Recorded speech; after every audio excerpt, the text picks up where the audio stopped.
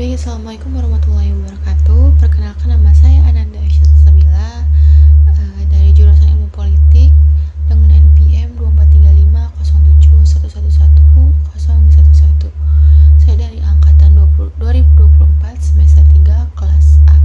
Sini saya akan mengerjakan tugas UAS, yaitu menjelaskan tentang salah satu tokoh populer dari pemikiran politik Islam. Di sini kita akan mengambil salah satu tokoh, yaitu Amin Rais.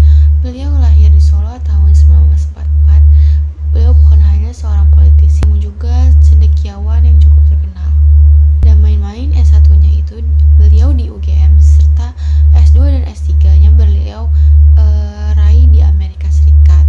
Di organisasi, jejak panjangnya mulai dari ketua umum seperti PP Muhammadiyah, pendiri PAN, hingga pernah menjabat sebagai ketua MPR.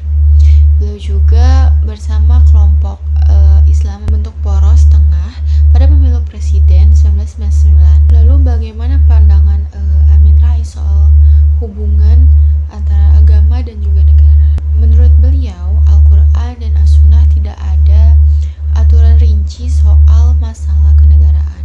Yang ada hanyalah tata seperti etika atau nilai etika. Nilai etika tertinggi adalah tauhid, yaitu prinsip moral utama yang menyatukan perilaku serta juga keimanan. Beliau memilih jalur demokrasi dalam tata kelola negara, namun pada saat yang sama juga beliau menolak sekularisasi agama dan juga politik. Jadi agamanya jalan, namun negaranya juga jalan dengan baik beriringan melalui demokrasi yang harus dibangun berdasarkan keadilan dan juga mekanisme musyawarah yang baik. Lalu juga ada tauhid sosial. Menurut beliau, konsep ini didasarkan pada surat Al-Maun.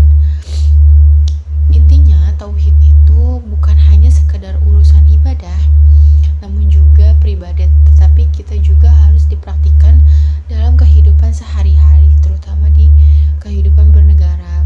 Maksudnya apa?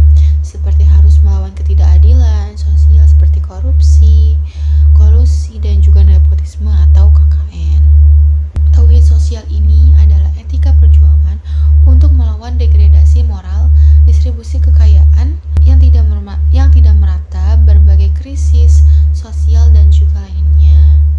Lalu ada konsep dari adiluhung. Ini bisa diartikan sebagai politik tingkat tinggi yang cukup sesuai dengan prinsip Islam, rahmatan lil alamin. Lawan dari politik ini adalah politik rendah atau low politics. Politik adiluhung ini memandang jabatan sebagai amanah, tanggung jawab, dan juga urus yang mengutamakan persatuan. Tujuan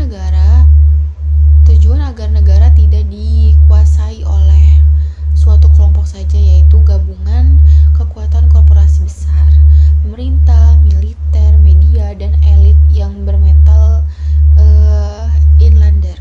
Lalu mari kita lihat tentang kritik soal revolusi mental.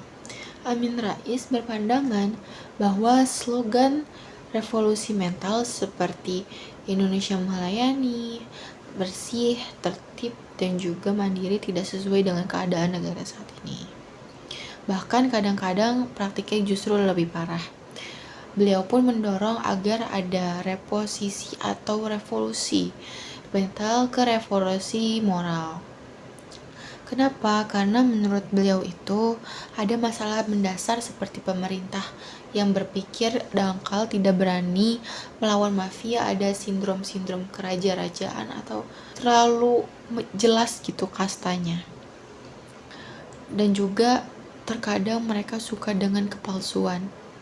Revolusi akhlak ini bersumber dari ajaran tauhid dan tujuannya adalah transformasi sosial yang harus dimulai dari transformasi intelektual.